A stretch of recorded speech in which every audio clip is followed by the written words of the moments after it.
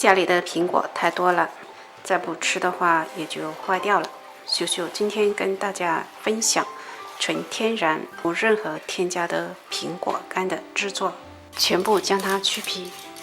去好皮的苹果泡在盐水中，防止氧化变黑。去好皮的苹果对半切开，将它分成8份，去掉头尾，并将中间的芯去掉。处理好的苹果放回盐水中浸泡，全部就处理好了。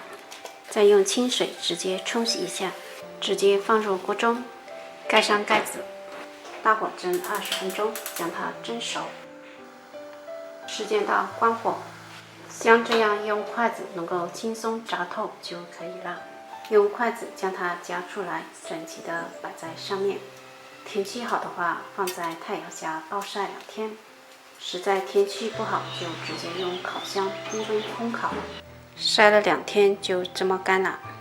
将它收到盘中，冷水上锅，盖上盖子，大火煮开后再蒸10分钟。经过再次蒸一蒸，可以使口感更劲道，而且成品的成色也会比较好看。继续放在太阳下晒一晒，也不需要晒得太干，太干的话就咬不动了。晒至像这样的干度就可以了。这款苹果干是绝对的纯天然，无任何添加，果香味非常的浓郁，也甜而不腻。